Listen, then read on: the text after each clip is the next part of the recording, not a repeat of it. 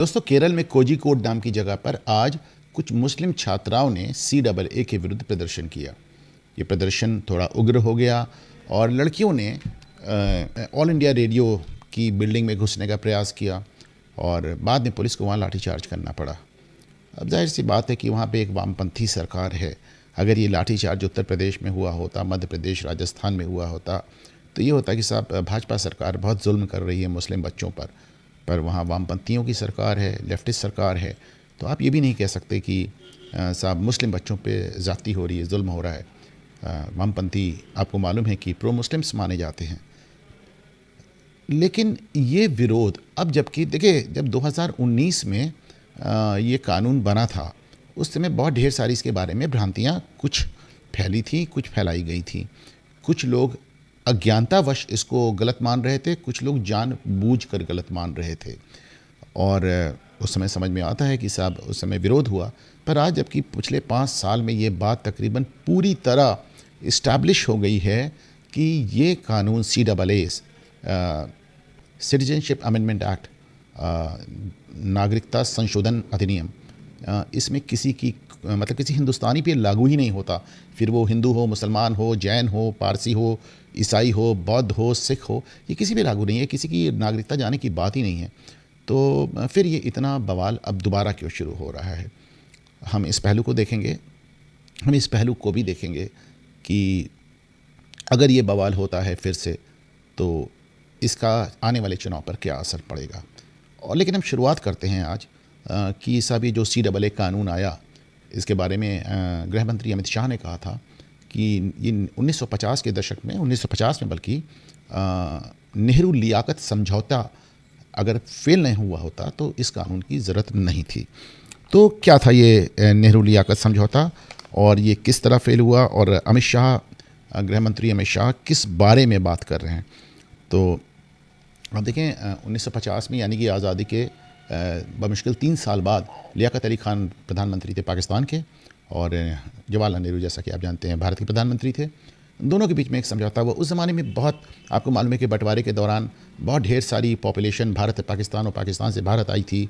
इस बीच हज़ारों लोग, कुछ लोग कहते हैं लाखों लोग मारे गए, बहुत ढेर सारी औरतें अगवा हुई, बहुत ढेर सारे धर्मांतरण हुए, वगैरह वगैरह। तो उसके तकरीबन 30 साल बाद तक भी ये सिलसिला जारी था, और ख़ास तौर से पूर्वी पाकिस्तान, जिसको अब हम बांग्लादेश कहते हैं, वहाँ से बड़ी मात्रा में हिंदुओं का पलायन लगातार चल रहा था। ऐसे में जवाहरलाल नेहरू और लियाकत अली खान, दोनों देश के प्रधानमंत्री मिलकर एक समझौता करते हैं, और इसको लियाकत नेहरू पैक्ट, यानी लियाकत नेहरू समझौते का नाम दिया गया। तो इसमें 3 पॉइंट्स थे। पहला तो ये कि जो शरणार्थी हैं, जो भारत से पाकिस्तान लोग गए हैं और जो पाकिस्तान से भारत आए हैं, जाहिर सी बात है कि आप अपना मुल्क छोड़ के जा रहे हैं, दूसरे नए मुल्क में जा रहे हैं, तो आप अपनी ज़मीन जायदाद, अपनी प्रॉपर्टी छोड़ के जा रहे हैं। तो इनको ये सहूलियत दी गई थी कि साहब आप जो ज़मीन, जो जायदाद, जो प्रॉपर्टी आप छोड़ कर जा रहे हैं, आप कभी भी लौट के उसका निपटारा कर सकते हैं, आप उसे बेच सकते हैं, आप किसी के नाम लिख सकते हैं। बाद में ये शत्रु संपत्ति एक्ट एक दूसरा है, उसके बारे में फिर से बात करेंगे, एनमी प्रॉपर्टी एक्ट जिसे कहते हैं। दूसरा ये था कि जो अपहरण की गई महिलाएँ हैं, उनकी वापसी की बात थी। बड़ी मात्रा में महिलाओं का अपहरण हुआ था। तीसरा था कि बलपूर्वक धर्मांतरण नहीं किया जाएगा, ज़बरदस्ती लोगों का धर्म नहीं बदला जाएगा। अब ये बात कहने में थोड़ी अजीब लगेगी, लेकिन इतना तो मेरे ख्याल से सबको आइडिया है कि ज़बरदस्ती हिंदू बनाने का केस तो कभी सुनने में आया नहीं। उस ज़माने में भी हो रहा था और आज भी ज़बरदस्ती इस्लाम कबूल करवाने का एक मामले तब भी चल रहे थे, तब बड़ी मात्रा में थे, अब यदाकदा सुनाई पड़ जाते हैं। और इसके अलावा इसका चौथा पॉइंट यह था कि साहब दोनों ही देश अपने अपने मुल्कों में, अपने अपने देशों में अल्पसंख्यक आयोग गठित करेंगे, जो वहाँ के अल्पसंख्यकों की देखभाल करेगा। यानी पाकिस्तान में जो अल्पसंख्यक आयोग होगा, वहाँ के हिंदुओं की, सिखों की, ईसाइयों की, बौद्ध की, जैन की, पारसी की देखरेख करेगा। और हिंदुस्तान में जो अल्पसंख्यक आयोग होगा, उस समय ये सब इतना ज़्यादा चर्चा में नहीं थे। ये माना जाता कि यहाँ पे बेसिकली जो मुसलमान रह गए हैं, उनकी देखभाल अल्पसंख्यक आयोग करेगा। अल्पसंख्यक आयोग दोनों जगह बने, पर आपको मालूम है कि कैसे काम किए। आपने देखा है कि पिछले 70 साल में पाकिस्तान में अल्पसंख्यकों के साथ, और ख़ास तौर से हिंदुओं और सिखों के साथ, कहीं कहीं ईसाइयों के साथ क्या हो रहा है। आपने ये भी देखा है कि 70 साल में भारत में अल्पसंख्यक आयोग ने बहुत अच्छा काम किया, और बाई एंड लार्ज यहाँ पे मुसलमानों को, ईसाइयों को और तमाम लोगों को समान नागरिक का पूरा दर्जा ही नहीं मिला। आपने देखा उनकी बड़ी ज़बरदस्त आवाज़ है, बल्कि मुस्लिम वोट तो एक ऐसा वोट है जो तमाम राज्यों में सरकार बनाता है, अभी तक केंद्र में सरकार बनाता रहा है, उसको वोट बैंक के रूप में माना जाता है। वो जो मुसलमान जिसे मैं मानता हूँ कि आपने देखा कि उनकी पॉपुलेशन में कितना ज़बरदस्त इजाफा हुआ है, कितनी बढ़ोतरी हुई है। और वहीं पाकिस्तान में आप देख रहे हैं कि जो अल्पसंख्यक थे उनकी संख्या कहाँ से कहाँ पहुँच गई, किस तरह वो कम ही नहीं हुए, उन पर कितने अत्याचार हुए। आपके पास रोज़ खबरें आती हैं, वर्ल्ड मीडिया से आती हैं कि किस तरह वहाँ पे अल्पसंख्यकों की लड़कियों को, अच्छा ये जो लड़कियाँ हिंदुओं में हैं ये ज़्यादातर आप 95% मान के चलें दलित लड़कियाँ हैं, दलित हैं, आदिवासी हैं। ये वो दलित और आदिवासी हैं जो जोगेंद्र नाथ मंडल के साथ पाकिस्तान में रहने को तैयार हो गए थे। जोगेंद्र नाथ मंडल जो कि जिन्ना के साथ गए थे, वहाँ के फाइनेंस मिनिस्टर हुए थे, एक दलित राजनीतिक थे और वो अंबेडकर के सामने खड़े हुए थे। बहरहाल तो जोगेंद्र नाथ मंडल तो भाग गए वापस कलकत्ता, वहाँ पे उनके साथ मारपीट हुई जिन्ना के डेथ के बाद, लेकिन ये दलित वहीं रह गए। और आपके सामने रोज़ कहानियाँ आती हैं, किस्से आते हैं, वीडियो आते हैं, फिल्में आती हैं कि किस तरह वहाँ पे लड़कियों का अपहरण हो रहा है, उनको मुसलमान बनाया जा रहा है, किस तरह दलितों के घर जलाए जा रहे हैं, किस तरह ईसाइयों के चर्चेस जलाए जा रहे हैं, वो सब आपको नज़र आता है।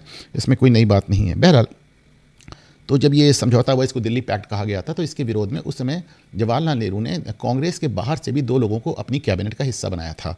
एक आपूर्ति मंत्री श्यामा प्रसाद मुखर्जी को बनाया था और कानून मंत्री डॉक्टर बी आर अम्बेडकर को बनाया था। तो श्यामा प्रसाद मुखर्जी का मानना था कि ये जो समझौता है ये पाकिस्तान में, और पाकिस्तान देखिए एक पूर्वी पाकिस्तान, एक पश्चिमी पाकिस्तान, जो पूर्वी पाकिस्तान है बाद में 1971 में बांग्लादेश बन गया। उनका मानना था कि यहाँ पे ख़ास तौर से पूर्वी पाकिस्तान में हिंदुओं की ये रक्षा नहीं कर पाएगा। तो ऐसे उन्होंने कहा कि ये जो समझौता है, उन्होंने नेहरू पे मुस्लिम तुष्टीकरण का आरोप लगाया और ये आरोप हमेशा लगता रहा है, नेहरू पे भी लगता रहा है, कांग्रेस पे भी लगता रहा है। बहरहाल श्यामा प्रसाद मुखर्जी ने कैबिनेट से इस्तीफ़ा दे दिया। उन्होंने कहा हम आपके साथ काम नहीं कर सकते, आपने गलत पैक्ट किया है। लेकिन ये पैक्ट सही था या गलत था, इसको दिल्ली पैक्ट कहा गया है। ये 1966 में पार्लियामेंट में कांग्रेस की सरकार में ही सामने आ गया। उस समय भारतीय जनसंघ के नेता थे निरंजन वर्मा, और उस समय जो विदेश मंत्री थे 1966 में कांग्रेस के सरदार स्वर्ण सिंह, बड़े फेमस नेता हुए, आप जानते होंगे। तो उन्होंने सरदार स्वर्ण सिंह से पूछा कि साहब जवाहरलाल नेहरू ने जो पैक्ट किया 1966 तक, जाहिर है नेहरू जा चुके थे, 1966 में इंदिरा गांधी प्रधानमंत्री थी। तो उन्होंने कहा कि साहब वो जो आपने नेहरू और लियाकत अली का जो पैक्ट हुआ था, जो समझौता हुआ था, उसकी क्या हालत है।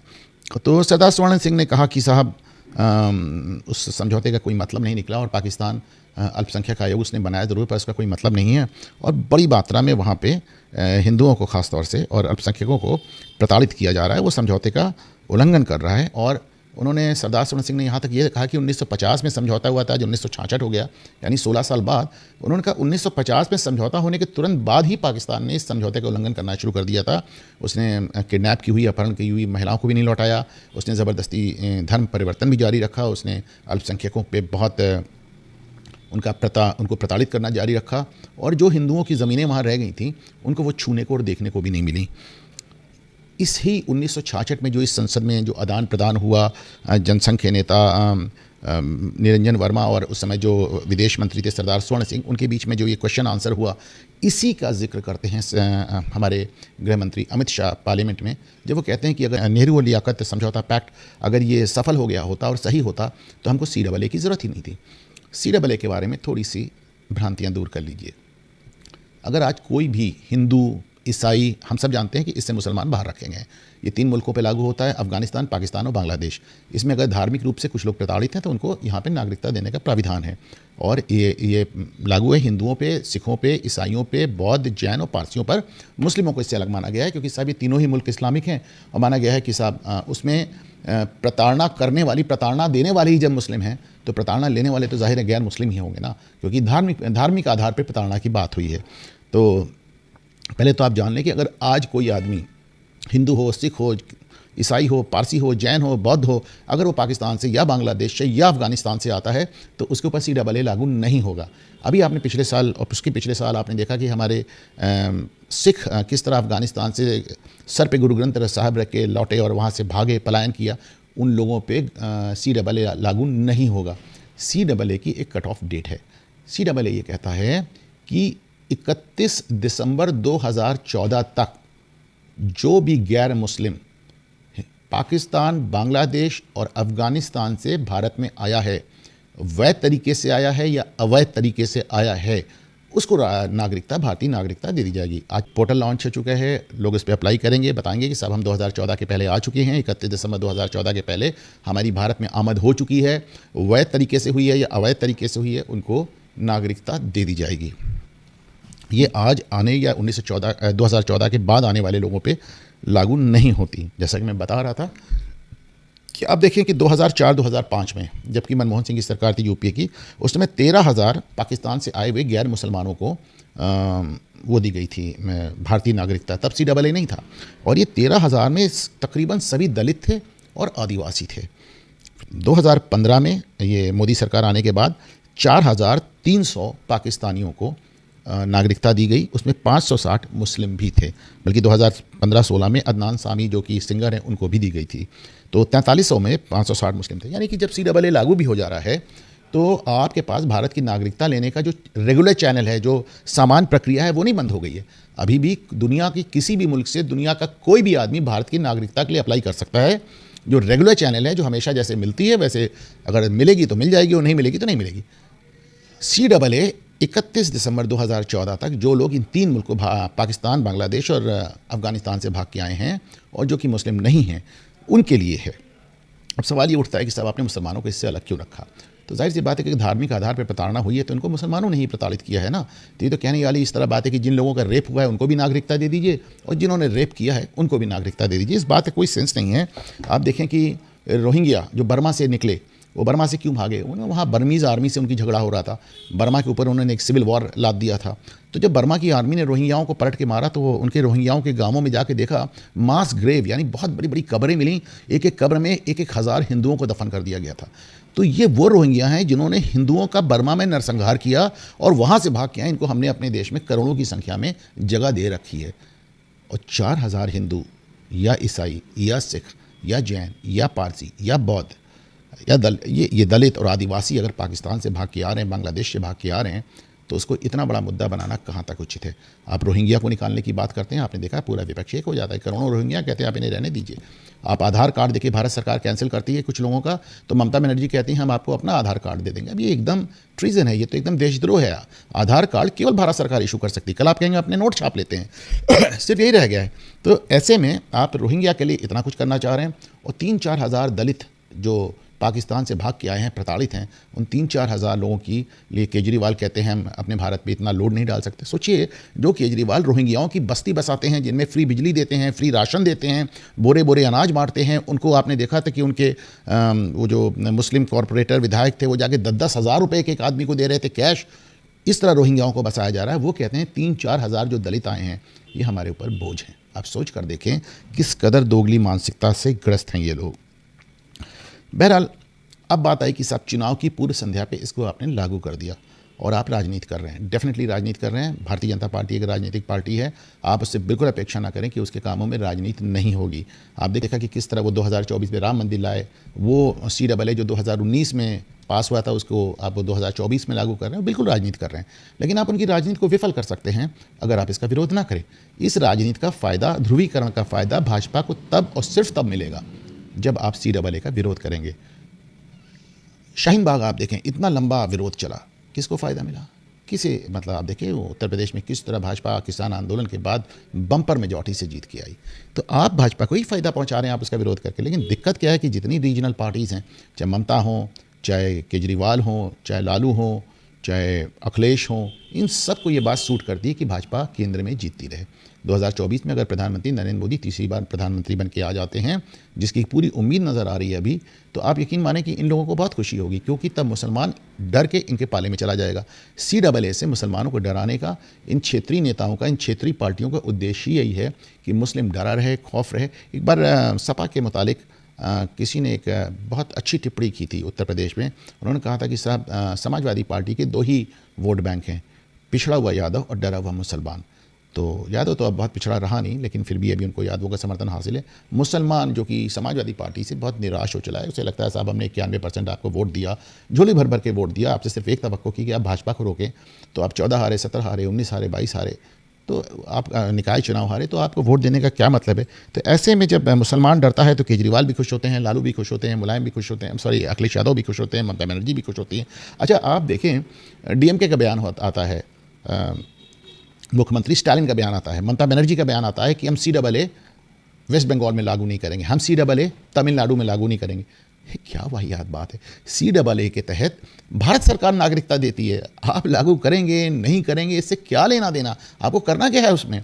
ना आपको नागरिकता लेनी है ना देनी है, आपसे कोई मतलब ही नहीं। आप अपने यहाँ के मुसलमान वोटर्स को एकदम बेवकूफ़ बनाने पे मत है कि सब हम लागू नहीं करेंगे, वेस्ट बंगाल पे ना लागू करेंगे, तमिलनाडु में नहीं लागू करेंगे। अरे आप कैसी बात कर रहे हैं। आपके अगर वेस्ट बंगाल में और तमिलनाडु में अगर कोई हिंदू पाकिस्तान से भाग के आया है, कोई हिंदू दलित आया है और उसने अगर केंद्र सरकार से कहा कि साहब हम 2014 के पहले आ गए, हमको नागरिकता दी जाए, उन्हें दे दी जाएगी। उसमें ममता बनर्जी क्या कर लेंगे, केजरीवाल क्या कर लेंगे, DMK क्या कर लेगा, स्टालिन क्या कर लेगा। ये मतलब अजीब सी बात है। और अगर उनकी इस बातों को लोग मानते हैं तो मेरी समझ के बाहर है। अब एक सवाल अक्सर ये भी आता है कि साहब CAA से दिक्कत नहीं है, प्रॉब्लम आएगी NRC की। तो मैं आपको याद दिला दूं कि हमारे देश में पहले भी NRC आ चुका है। 1950 में जवाहरलाल नेहरू लाए थे। उस समय इतना ज़्यादा पॉपुलेशन इधर से उधर आ गई थी कि NRC लाया गया था और लोगों की गिनती हुई थी और पहचान हुई थी। इस पे हम अगला प्रोग्राम करेंगे जिसमें हम NRC के बारे में बात करेंगे। फ़िलहाल CAA के बारे में आपको नज़र रखनी चाहिए कि किस तरह विपक्षी नेता, ख़ास तौर से क्षेत्रीय नेता पेश आ रहे हैं। ममता बनर्जी जब कहती है हम लागू नहीं करेंगे, स्टालिन जब कहते हैं हम लागू नहीं करेंगे, अखिलेश यादव और केजरीवाल के जब इस पर बयान आते हैं, ध्यान से देखिएगा कि किस तरह मुस्लिम वोटर को छलने की कवायद है।